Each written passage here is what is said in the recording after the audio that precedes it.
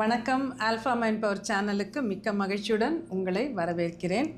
இன்னைக்கு மனதை பற்றி பேசும்போது ஒரு முக்கியமான கேள்வி, அதுக்கு ஒரு விடை நம்ம தேடுறோம். கேள்வி என்னன்னா, பலர் என்னிடம் கேட்கும் கேள்வி, நம்ம இவ்வளோ துன்பப்படுறோமே, இவ்வளோ சஃபரிங் நமக்கு வாழ்க்கையில் இருக்குது, இதுக்கு என்ன காரணம்? What is the reason for the suffering? ஏன் நம்ம எப்போ பார்த்தாலும் ஏதாவது கஷ்டப்பட்டுக்கிட்டே இருக்கோம்? ஏன் நம்மளால் அப்பாடான நிம்மதியாக இருக்க முடியல? இது பலருடைய கேள்வி.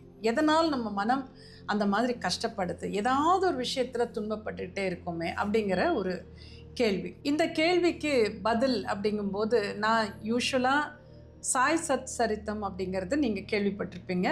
ஷிரடி சாய்பாபா பற்றி எழுதப்பட்ட ஒரு புத்தகம், ரொம்ப பழைய புத்தகம் தான்.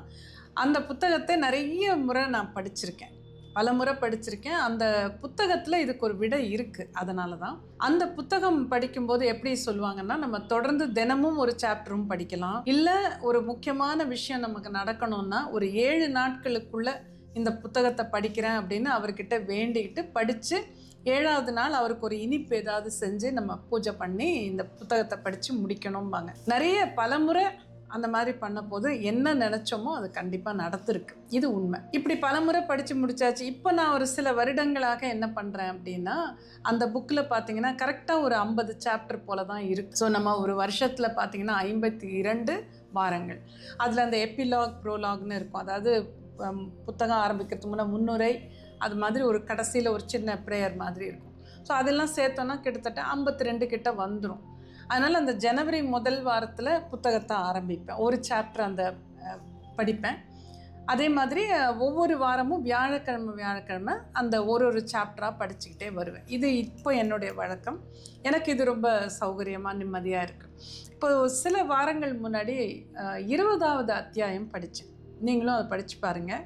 சாய் சத் சரித்தம் இருந்ததுன்னா படித்து பாருங்கள். அந்த அத்தியாயத்தில் என்ன எழுதியிருந்தாங்கன்னா, தாஸ்கனு அப்படிங்கிறவரை பற்றி எழுதியிருந்தாங்க. அவர் உபனிஷத்துலாம் நிறைய படிச்சுக்கிட்டு இருக்காரு. அவர் சாய்பாபாவை பார்க்கறதுக்காக, தரிசிப்பதற்காக அங்கே வரார். அப்போ தரிசனத்துக்கு வந்தபோது அவர் என்ன சொல்கிறாருன்னா, சாய்பாபாட்ட என்ன கேட்குறாருன்னா, இந்த உபனிஷத்துலாம் நான் நிறைய படிக்கிறேன், எல்லாம் தெரிஞ்சுக்கணுன்னு எனக்கு ஆசை, ஆனால் எனக்கு அது பிடிபட மாட்டேங்குது, சரியாகவே புரிய மாட்டேங்குது, எல்லாமே ஏதோ கஷ்டமாக இருக்குது புரிஞ்சுக்கிறதுக்கு, நிறைய எழுதியிருக்காங்க, எப்படி புரிஞ்சுக்கிறது நான்?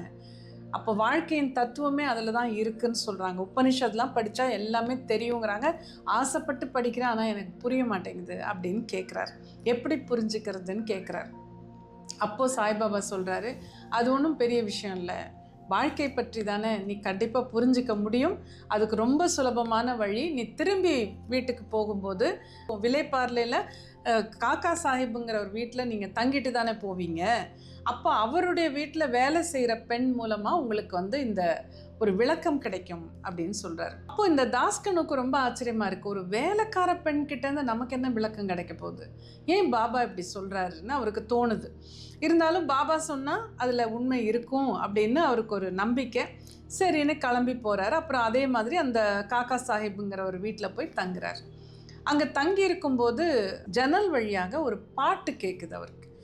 பாட்டுனா ஒரு சின்ன பொண்ணு, ஒரு 10-12 வயசு பொண்ணு ரொம்ப சந்தோஷமாக ஏதோ பாடிக்கிட்டு இருக்கு. ஏதோ பாடி என்ன பாடுதுன்னே அவருக்கு தெரியல, ஏதோ ஹாப்பியாக பாடிட்டு இருக்கு.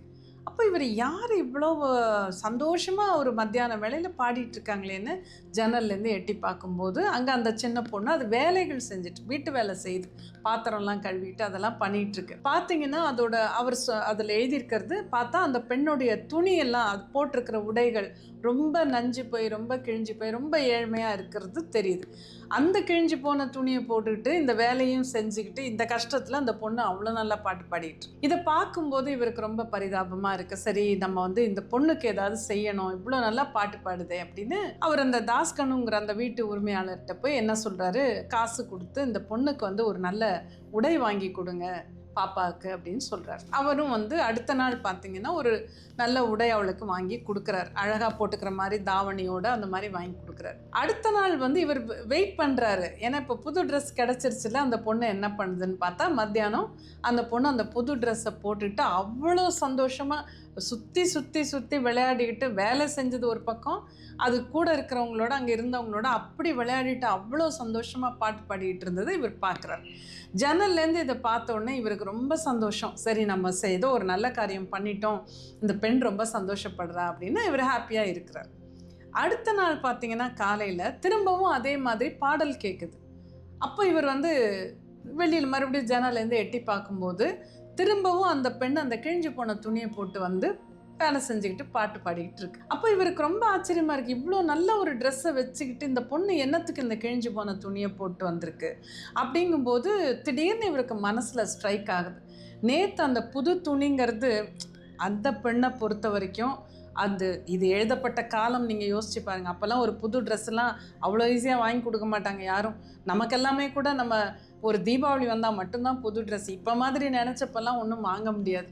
அப்படி இருக்கும்போது ஒரு புது ட்ரெஸ் கிடச்சிருக்குன்னா அந்த பெண்ணுக்கு எவ்வளோ சந்தோஷமாக இருந்திருக்கும். ஆனால் அடுத்த நாள் பத்திரமா அதை உள்ளே வச்சுட்டு எப்போதும் போடுற கிழிஞ்ச துணியை போட்டு அதே மாதிரி சந்தோஷமாக பாட்டு பாடுதுன்னா அதுதான் பெரிய விஷயம். இப்போ இவருக்கு திடீர்னு அந்த என்லைட்டன்மெண்ட்டுன்னு சொல்லுவாங்கள்ல, சடனாக டக்குன்னு நமக்கு புரியும். அது வரைக்கும் புரிப்படாதது டக்குன்னு புரிஞ்ச மாதிரி அப்போ அவர் நினைக்கிறார். பாபா சொன்னது ஞாபகம் வருது. காக்கா சாஹேப் வீட்டில் நீ தங்கும்போது அவங்க வீட்டில் வேலை செய்கிற பொண் மூலமாக உனக்கு இந்த விளக்கம் கிடைக்கும். இந்த உபனிஷத்தில் படித்து தெரிஞ்சிக்க முடியாத விஷயத்த அந்த விளக்கம் உனக்கு கிடைக்கும்னு சொன்னார். அப்போ இவர் அதை ரொம்ப என்ன இப்படி சொல்கிறாரேன்னு நினச்சார். இப்போ யோசிக்கும்போது அந்த பெண்ணை பார்க்கும்போது நம்ம ஒரு பெரிய பாடம் கற்றுக்கலாம். ஒரு கிழிஞ்ச துணியோட வீட்டு வேலை செஞ்சுட்டு பாத்திரம் கழுவிக்கிட்டு சந்தோஷமாக அந்த பொண்ணு பாட்டு பாடுது. புது துணி வந்தோடனே அதை போட்டுக்கிட்டோம் அதே மாதிரி பாட்டு பாடுது. திரும்ப அடுத்த நாள் அந்த புது துணியை வச்சுட்டு கிழிஞ்ச துணியை போட்டு வேலை செஞ்சுக்கிட்டு அதே பாட்டை பாடுது. அதே சந்தோஷத்தோட கண்களில் அந்த ஒரு லைட், கண்களில் என்ன சொல்லுவாங்க, ஒரு பளிச்சுங்கிற ஒரு உணர்வோடு, அதாவது ஏதோ பாடணும்னு பாடுறது இல்லை, உண்மையாக உள்ளத்துலேருந்து வர பாட்டு. சந்தோஷங்கிறது உள்ளத்துலேருந்து அந்த பெண்ணுக்கு வருதுன்னா அப்போ அது கிழிஞ்ச துணி போட்டாலும் அதுக்கு ஒன்று தான், புது துணி போட்டாலும் ஒன்று தான். இப்போ அதை ஒரு குறையாக நினச்சிருந்தா, சரி புது துணி வந்துருச்சு நம்ம கிழிஞ்ச துணி எதுக்கு போடணும்னு நினச்சா அப்போ துன்பங்கள் ஆரம்பிக்கும். ஏன்னா நம்ம நினைக்கிற விதம்தான், நம்ம மனம் எப்படி யோசிக்குதோ அதை பொறுத்து தான் எந்த விஷயமே நம்மளை வலிக்க முடியும் நமக்கு, அல்லது வலிக்காமல் இருக்க முடியும். அந்த suffering is more in the mind than இந்த இன்சிடென்ட்னு சொல்லுவாங்க. நடந்த ஒரு விஷயம் நமக்கு கஷ்டமாக இருக்கலாம், ஆனால் அதை விட பெரிய கஷ்டம் அந்த மனம் அதை சிந்திக்கும் விதம், அதை நினைச்சு பார்க்கும் விதம், அதை திரும்ப திரும்ப அசை போடும் விதம் அந்த வலியை அதிகமாக்கி கொள்ளும் அந்த ஒரு வழிமுறையாக அது இருக்குது. ஸோ அந்த துன்பம் என்பது நம் மனதில் தான் இருக்கிறது, நம்ம எப்படி எடுத்துக்கிறோங்கிறத பொறுத்து. இப்போ இவருக்கு அந்த புது துணியை விட்டுட்டு ஏன் இந்த கிழிஞ்சு போன துணி போட்டு வரணும்னு தோணுது. அப்போ அங்கே ஏன் இதுன்னு ஒரு கேள்வி வருது. கேள்வி வந்துட்டாலே பிரச்சனை தான். அந்த பெண் மனசில் கேள்வியே வரல. சரி ஒரு நல்ல துணி கிடச்சிதா, ஒரு நாள் நம்ம என்ஜாய் பண்ணோம், அது உள்ளே இருக்கட்டும், நம்மளோடதை எடுத்து நம்ம போட்டுப்போம். ஸோ இதுவும் சந்தோஷம் அதுவும் சந்தோஷம், எதுவுமே எனக்கு கேள்வி இல்லை, எது வந்தாலும் நான் ஏற்றுக்கொள்வேன் அப்படிங்கிற ஒரு மனநிலை வரும்போது அதுதான் நமக்கு வேதங்கள் உபனிஷத்கள் எல்லாமே நிறைய நமக்கு சொன்னாலும் கடைசியாக பார்த்தீங்கன்னா நம்ம மனம் என்பது எப்படி செயல்படுதுங்கிறது தான் ரொம்ப முக்கியம். ஸோ அந்த பாடத்தை அவர் அங்கே கற்றுக்கிட்டார். அதைத்தான் பாபா சூசகமாக சொல்லியிருப்பார், அங்கே போனேன்னா அந்த பெண் மூலமாக உனக்கு விளக்கம் கிடைக்கும்னு. ஸோ நமக்கும் இதெல்லாம் ஒரு விளக்கமாக நான் நினைக்கிறேன். நம்ம வாழ்க்கையில் ஏன் துன்பப்படுறோம் அப்படின்னா இந்த விளக்கத்தை நீங்கள் ஞாபகம் வச்சுக்கோங்க. நீங்களும் சச்சரித்தம் படிங்க, 20வது சாப்டரில் இருக்குது. அந்த துன்பங்கள் வாழ்க்கையிலங்கிற சஃபரிங் எப்போ அதிகமாகுதுன்னா மனம் அதை ஏற்றுக்கொள்ளாமல் கஷ்டப்படும் போது. ஆனால் ஒரு விஷயத்தை மனம் ஏற்றுக்கொண்டு சரி இந்த விஷயம் நமக்கு நடந்துருச்சு, அடுத்தது என்னன்னு பார்ப்போம், எது நடந்தாலும் ஏற்றுக்கொள்வோம் அப்படிங்கிற மனநிலைக்கு வந்துட்டோம்னா நமக்கு துன்பம் அப்படிங்கிறது இருக்காது. எந்த பிரச்சனை வந்தாலும் ரொம்ப ஈஸியாக நம்மளால் சால்வ் பண்ணிக்க முடியும். அதனால் வாழ்க்கைங்கிறது என்ன நடக்குது நம்ம வாழ்க்கையிலங்கிறது மட்டும் முக்கியம் இல்லை, நம்ம எப்படி எடுத்துக்கிறோம், நம்ம எப்படி ரியாக்ட் பண்ணுறோம், நம்ம எப்படி கொண்டு போகிறோம், அதுதான் ரொம்ப ரொம்ப முக்கியம்.